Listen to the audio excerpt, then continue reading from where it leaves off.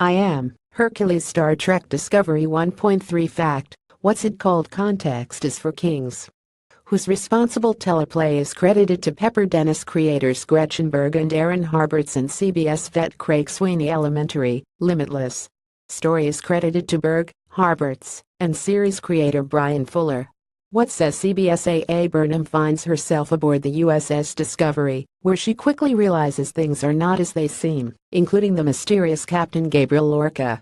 How does it start? You know I were getting transferred to Tillam, asks a convict. Michael Burnham finds herself in the outer space equivalent of a prison bus, headed to hard labor at a dangerous mining colony. You never told us how you liked the first 2 hours of Star Trek Discovery. Spill. I found them talky and slow-moving, with characters that were difficult to take interest in, and too much emphasis on CGI effects.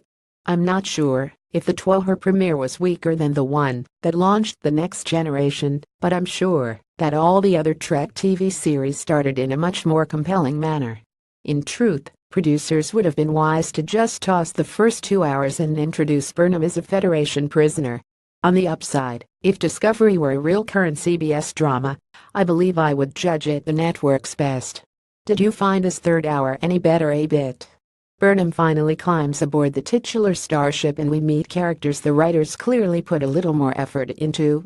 Captain Lorca Jason Isaacs, frankly, doesn't make as strong an impression as Kirk, Picard, Sisko, or Janeway did in their first episodes, but he doesn't get as much screen time, and I'm hopeful he'll grow on me. I think he owns a pet Tribble, presumably a neutered one. Why do you imagine the show might improve? While we apparently won't be seeing any more Brian Fuller teleplays, the writing staff still includes seasoned Star Trek vet Joe Menesky, whose name is on 55 teleplays for The Next Generation, Deep Space Nine and Voyager. Alias Hannibal vet Jesse Alexander may still be in the writer's room. There for certain is Kristen Bear, who has been writing Voyager novels set subsequent to Catherine Janeway's return from the Delta Quadrant. What about Wrath of Khan? Director and Discovery producer Nicholas Meyer. My understanding is Meyer's script for the second hour was scrapped, and he's left the Discovery writer's room to work on a potential CBS All-Access series that might focus on James Kirk nemesis Khan Noonien Singh. Wait. How does Burnham go from prison bus to the USS Discovery? There's a mishap involving an electricity-draining life form. The Discovery comes to the rescue. Does Burnham join the Discovery crew this week? That would be telling. Is Rainn Wilson's Harry Mudd in the third hour? No. Besides Captain Lorca, whom do we meet this week upon rescue? Prisoner Burnham is assigned, oddly, to bunk with a yappy, if good-natured ginger cadet named Tilly Mary Wiseman.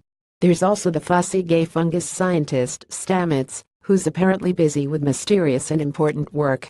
What about Saru? A fair amount of time has passed since the destruction of the Shenzhou. He's been reassigned to Discovery, as has the ginger girl we met on the Shenzhou's bridge.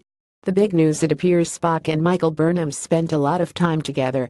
What else is CBS not telling us? The Discovery seems more technologically advanced than the Enterprise. James Kirk will command a decade in Burnham's future. Lorca appears to be able to teleport intraship without utilizing a transporter pad. What's good? Lorca's he knows you line. The central mystery involving shipwide black alerts. Saru's hesitation when Burnham asks if she's on a science vessel.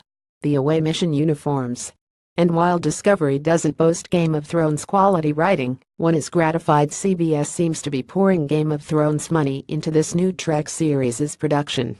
What's not so good? The regular Starfleet uniforms still look flimsy and cheap. Security aboard the Discoveries strikes me as distractingly lame, especially after we learn what the ship is up to. Director Akiva Goldsman's big action scene near episode's end is more dark and confusing than frightening. And for some reason I find it hard to believe Burnham is the first mutineer in the 100-year history of Starfleet. How does it end? Spoiler boy here, kitty kitty.